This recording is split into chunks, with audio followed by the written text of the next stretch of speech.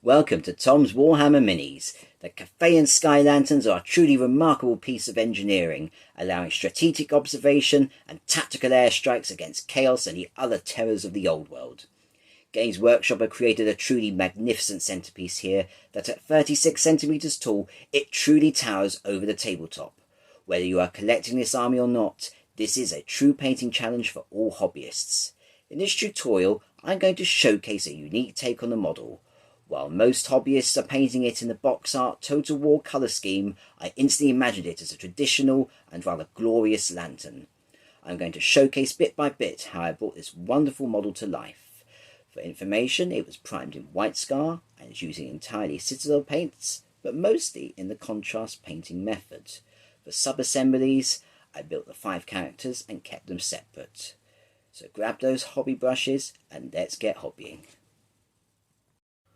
So first, before attaching the flight stand, prime your Sky Lantern. I've used White Scar as I want a bright and awesome finish. The stand itself has a slot on the end of a ball joint, which connects perfectly into the under part of the model. Now I wanted it to be super secure, so I've used Gorilla epoxy resin glue to seal it forever, and Citadel plastic glue to attach the stand to the square base.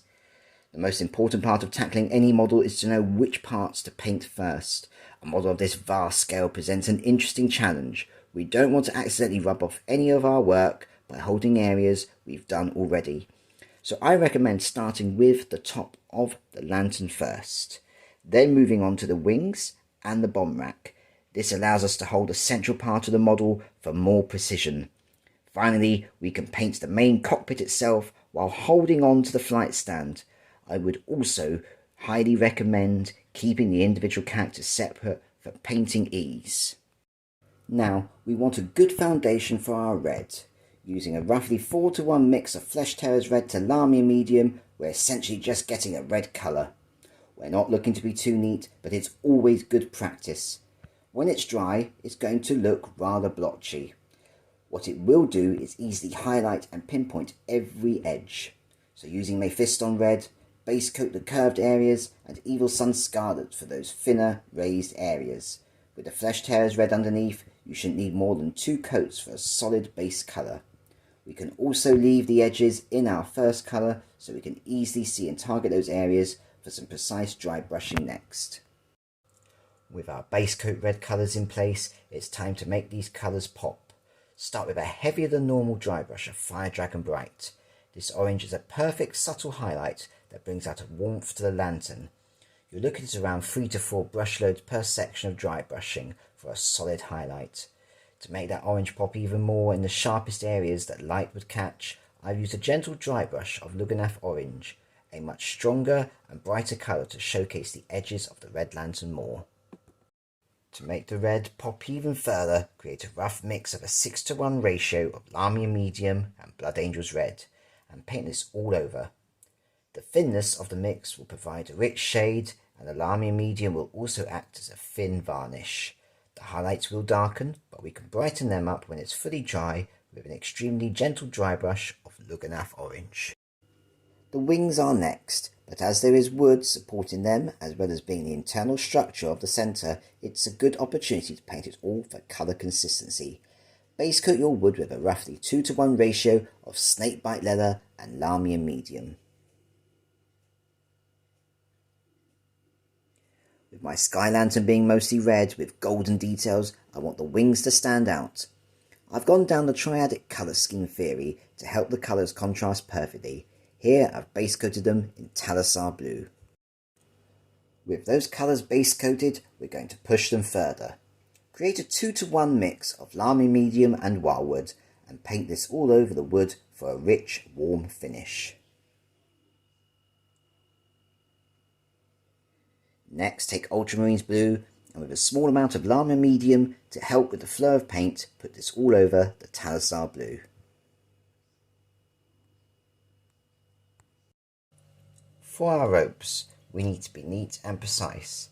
Base coat them in Black Legion. Once dry, shade them in Nuln Oil. This will create a richer black, but more importantly, the properties of a shade paint help to seal the contrast paint to the model more, preventing a lot of chipping, especially when dry brushing. To highlight our ropes, I've gone with a gentle dry brush of Thunderhawk Blue. This is a subtle cold blue highlight that works perfectly against the warm red colours of the lantern. Next, we're going to paint the top and underside metallic details. I wanted my lantern to have a warm, rich gold, using a recipe I refer to as Easterling Gold, a colour scheme I created for the Lord of the Rings miniatures. Simply, it's a 1-to-1 mix of Retributor Armour and Brass Scorpion with an appropriate amount of Lamia Medium to create a smooth finish, especially as Brass Scorpion is a thick paint. You're looking at 2 to 3 coats for a solid finish. However, you'll find the section that would heat up the lantern cannot be reached with a brush, and yet the primer is still visible. Simply bend a cotton bud and with paint on the tip swirl it around until you have a solid colour. To finish off our gold details, shade the metallics with Reikland Fleshshade, relayering any large flat surface areas with the base mix. To give these details a bright highlight and shine, I've dry brushed them carefully with Canoptek Alloy. Take your time and avoid catching the other areas we've already painted. With the top now complete, we can take this opportunity to add on your transfers. It's important to be aware they are large transfers and will curl once released, and the surface area isn't flat, meaning they will fold accidentally over and have air bubbles. I recommend cutting them at least in half and applying them section by section. Alternatively, you can freehand things on if you are up for a challenge.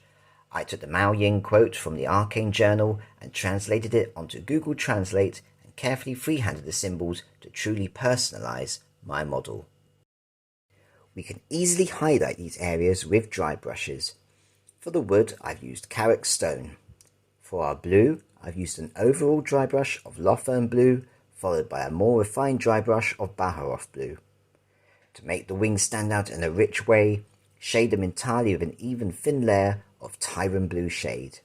With the wings done, we can add on the transfers. As my crew will have bombs, I've opted for the House of Smoke and Powder transfers. Next, I've base coated the bomb rack frame and panelling of the main flight dice with Bile Red. Once it is dry, create a 2-to-1 mix of Lamia Medium and Blood Angels Red and paint this over the top. While you can dry brush the bomb rack, the main panels will have a far better result highlighted by hand with Fire Dragon Bright. There are also small mini ropes around the wings and their pulley mechanisms. Paint these with Black Templar. As the Cathay army consists of jade-themed units, I've painted the table and the tassels underneath in this colour scheme.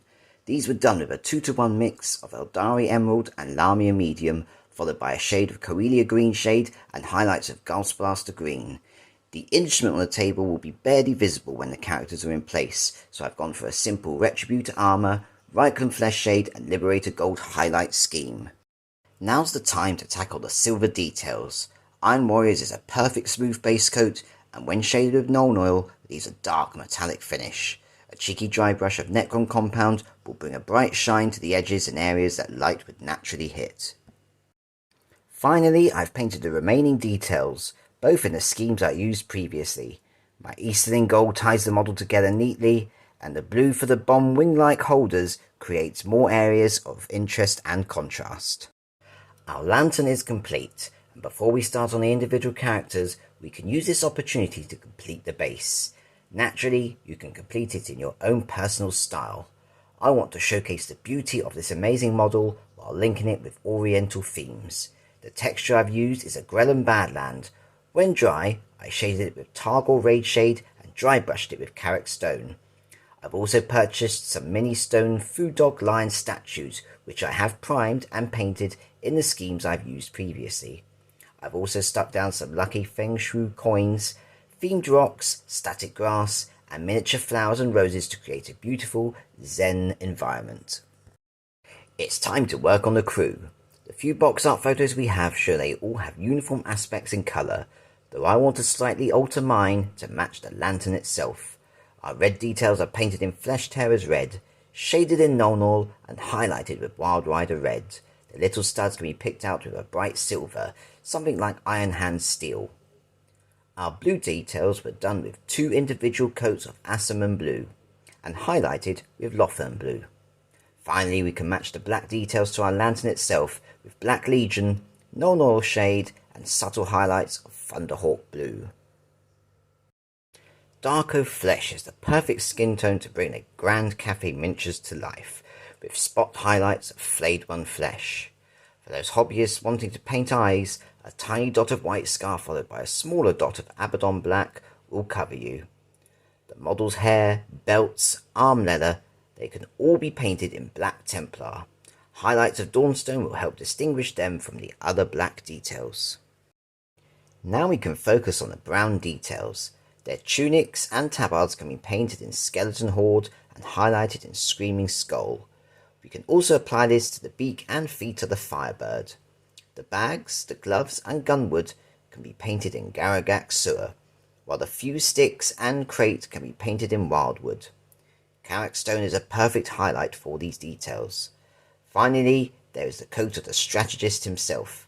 This unique colour is simply Targor Raid Shade. Make sure you paint an even layer and that it doesn't pull heavily. As it's a light colour, Pallid Witch Flesh provides a neat, well-toned highlight.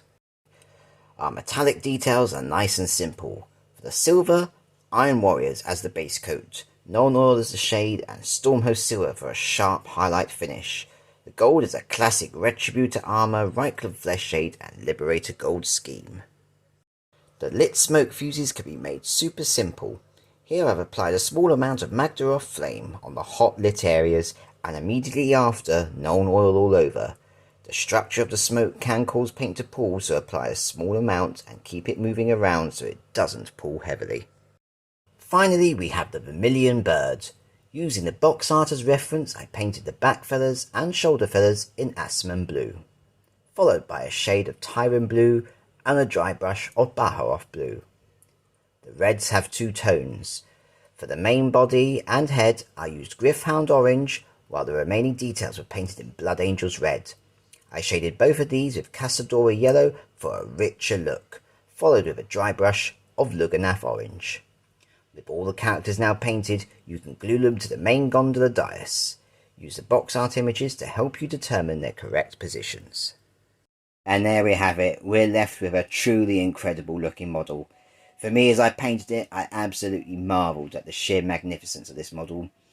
Yet, I did find it rather terrifying to paint, and that is a testament to how much this model made me want to get it perfect. Keeping the crew separate was 100% the correct decision.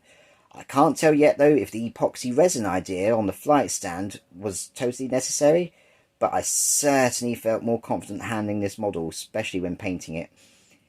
If you're looking for a painting challenge, then this model is absolutely for you, and I certainly cannot wait to bring more of Grand Cathay to life. I think one final important note is for any hobbyist wanting this, make sure you consider where you're going to store it. Its height makes it very difficult and limits both how you store it and transport it for games. But I do hope this video has provided you with an inspirational, alternative take on the model, and any likes would be greatly appreciated.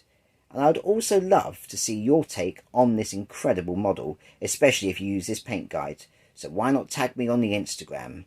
Until the next time, take care and happy hobbying.